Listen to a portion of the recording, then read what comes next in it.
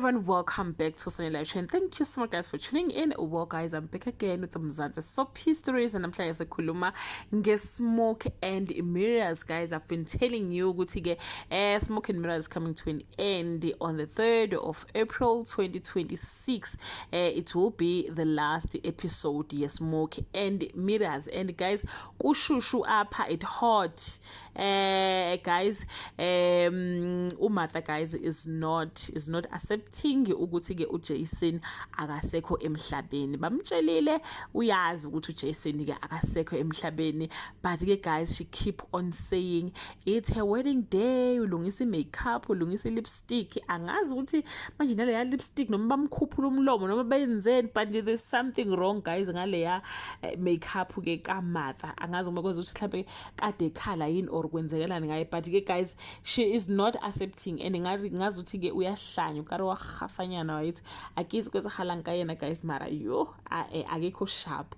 On the other side utshela ke uNgcuka ukuthi ke bazophinde babe nezingane ngoba ingane abayisekho beno Jason, so they will have abanye abantwana babe nomuzi omuhle, like nje umshado wabo uzoba impumelelo. uNgcuka is like hey bukele abantu bathi siyaqala ke guys ukubona ke uNgcuka ephelwa amagama uthi sisi I told you ukuthi indoda yakho bayidubulile ngoba ihambe yawongenela othandiswa bayibulala, so faka ekhanda lakho lonto ba akasekho emhlabeni.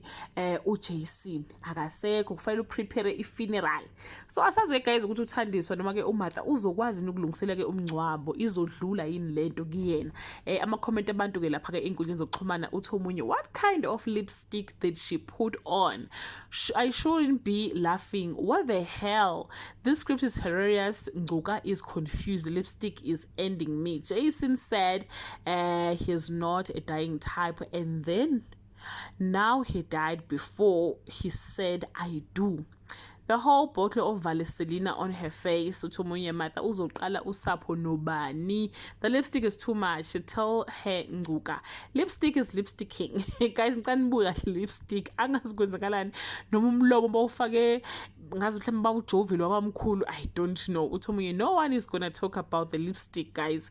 I thought Ngcuka was going to resurrect Jason. Amandla kaNgcuka guys ashonephi, because nami I was hoping ukuthi angekaza ashone since basanda kwenza ke umcimbi ke ongaka. Haibo, wasn't expecting this guy. This is such a dramatic ending. Give the directors and producers a round of applause. Not to forget makeup artist. The fact that Thandiswa is staring, it's boring man. Wish the old Caesar was still there. Why are her lips like that? Lipstick take me to Dubai.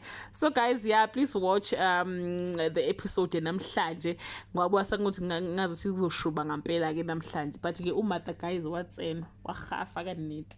That brings us to the end of this video. Do leave a comment below and share your opinion. Bye.